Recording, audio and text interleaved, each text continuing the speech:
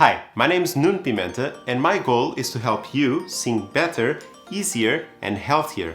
The purpose of this video is to talk about the feedback process, starting by its functions, some principles for good feedback, and explain the importance of the feedback itself. At the end of the video, I'm going to give you an example of a good structure for giving feedback to a singer about his performance. The final goal is to help you evaluate and give feedback to other performers, but more importantly, to yourself. So first, let's talk about what's the purpose of performance evaluation. I've done some research and ran into a simple structure of 4 functions for assessment. Placement, where a performance is ranked or chosen. Summative, used to summarize the ability of a performer or summarize a period of learning. Diagnostic, where it pinpoints the technical deficiencies and learning opportunities. And formative, to determine whether progress has occurred or development has taken place and to promote continued learning. For this video's goal, we're only going to consider summative, diagnostic and formative functions, as we don't want to rank and/or choose performances. Next, let's talk about what is good feedback and how should we give feedback to a performer and to ourselves. Again, after doing some research, I ran into a comfortable definition of principles for good feedback, and they are as follows. We should first clarify what are our expected standards, the goals for the performance, the assessment criteria. This is important because based on these goals and criteria, our assessment changes completely. For example, evaluating a beginner performer with the same standards as for an advanced performer would be unfair for the beginner, unrealistic. These standards, goals and criteria should adapt to the performer's current level. We should always provide feedback in a manner that is easily identifiable by the performer. It's important that the performer knows how to identify a specific feedback by himself. This is meant to facilitate self-assessment, reflection about oneself, assessment of one's own learning path. Give feedback in the form of well-founded, high-quality information.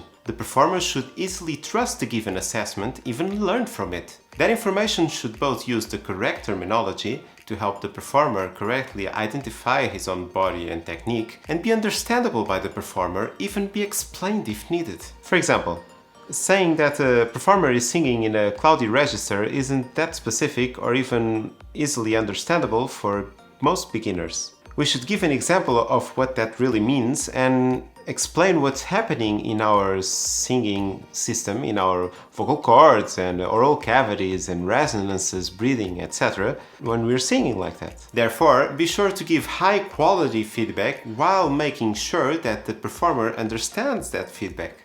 While giving feedback, we should encourage participation and dialogue from the performer about the feedback and the learning process. The first step to self-assessment is to not be afraid to ask questions, to ask for examples, for clarifications. Your feedback should always promote positive motivational beliefs and self-esteem. While giving constructive feedback about technical deficiencies, we should pinpoint the good parts and talk about learning opportunities, putting them within easy reach of the performer's current level. After pointing out the improvement needs, we should provide suggestions on how to work on those technical deficiencies in order to help close the gap between the performer's current level and the desired performance quality. For example, we should provide exercises to work those specific technical needs, and we could also give the performer a song as a goal to work the same technical needs. Now, for a very simple structure for giving constructive feedback. By the way, it's not criticism, it's feedback. Always explain your observations, give them context, talk about the positive points of the performance, talk about the improvement points of the performance, explain what are the consequences of improving those points. Finally,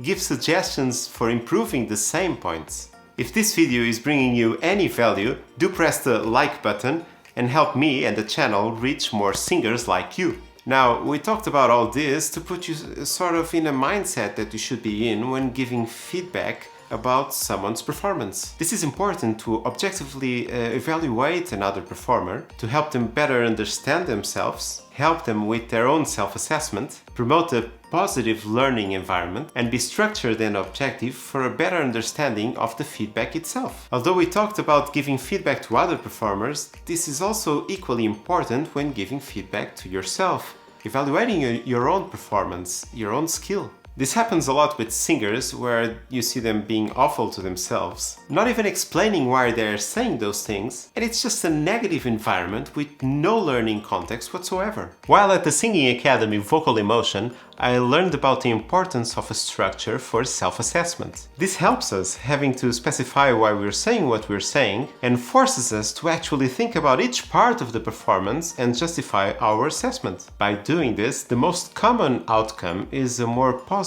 and informed assessment. So now, for a structure for giving feedback about the singer's performance. First, let's see performance-related elements. For the singer himself, we should consider technique, where we talk about vocal register, physiology, pitch, support, vocal agility, volume, and knowing the song, melody and lyrics by heart. Interpretation, where we go through emotions, expressiveness, word painting, communication with the audience, knowing the song's context or story, communication of the song's message, and even clothing when applicable. And style, aesthetics, taking into account if the style used is compatible with the song's message, story, or context, and if the delivery of the melody and added ad-libs, ornaments, etc. is also compatible with the song's message, story, or context. However, we should also consider the singer's surroundings, and we can talk about whether or not the scenery and lighting, when applicable, were contextualized with the song's message and story. We can also mention the sound quality. Second, for non-performance related elements about the singer, we can talk about his physical and mental health, nervousness, and even state of mind. About the surroundings, we can consider the audience's reaction and interaction, or even the surrounding space, temperature, weather, and other conditions. So, as you can see, there's a lot to be specific about when giving feedback about a performance, and that's okay. That's great, because it makes us actually think about the performance and the singer as the sum of a lot of different parts. This reduces the chances of oversimplistic, unnecessary feedback like, it was bad, didn't go so well, I'm disappointed, and so on and so forth. If you want to learn more about how to sing better, easier and healthier, do subscribe to the channel and tap the bell icon to receive notifications about future videos. So, in conclusion, our feedback should follow the good practices and principles I mentioned in the video to actually help the performer grow. It also should be structured in order to help us think about the performance in a more specific manner, which in turn will help us give a more well-founded feedback. That's it for this video. I hope it helped you better understand what performance feedback is and how it can help you better comprehend yourself and grow as a performer, but also how it enables you to help other performers grow better. So keep on singing and share with us your progress, your videos in the comments below. We'd love to see them. See you in the next video.